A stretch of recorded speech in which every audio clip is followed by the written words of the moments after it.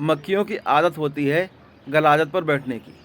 अगर कोई शख्स उस गलाजत को साफ़ करना चाहे तो मक्खियाँ उसका वहाँ पर खड़ा होना दुश्वार कर देंगी। यही हाल इस उम्मत मुस्लिमा का है। इसके अंदर फ़िरका वारियत की गलाजत इस कदर फैली हुई है कि उसको साफ़ करना मुश्किल ही नहीं नामुमकिन हो गया है, क्योंकि इस कौम के आलिम उस गलाजत पर मक्खियों की तरह चिपके हुए बैठे हैं। अगर कोई शख्स उस गलाजत को साफ़ करना चाहे तो ये उसके ऊपर चिपट जाते हैं, यानी उस गलाजत को छोड़कर उस इंसान के ऊपर चिपक कर बैठ जाते हैं। लेकिन इस बार ऐसा नहीं होगा। मैंने इरादा कर लिया है कि मैं इस गलाजत को साफ़ नहीं करूँगा।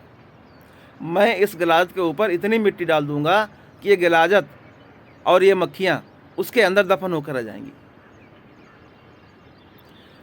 मेरे दिल में कई बार ख्याल आता था कि आखिर वो अंबिया के वारिस कहाँ हैं, जो हकीकी अंबिया के वारिस हैं, जिनको अल्लाह का कुर्ब हासिल है, जो जिनके कांधों पर इस गलाजत को साफ़ करने की जिम्मेदारी है।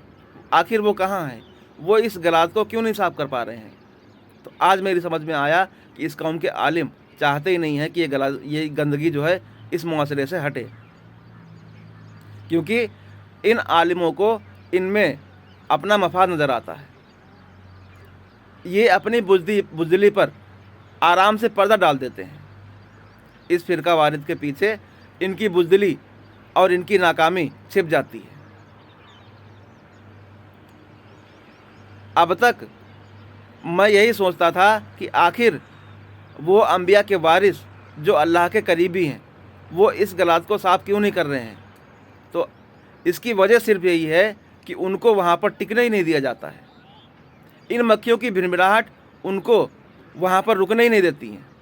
इसी वजह से वो इस मुआशरे को छोड़कर कहीं अलग चले गए और इन फ़िरका परस्त आलिमों ने उनके यानी जो है बाहर जाने का सबसे आसान तरीका बता दिया कि ये जो है अल्लाह के बंदे जो होते हैं, मुकर्रब होते हैं, जो नेक होते हैं, उनका काम ये होता है कि वो अपने जो है जंगल में जाकर कहीं अपना अल्लाह अल्लाह करने लगते हैं।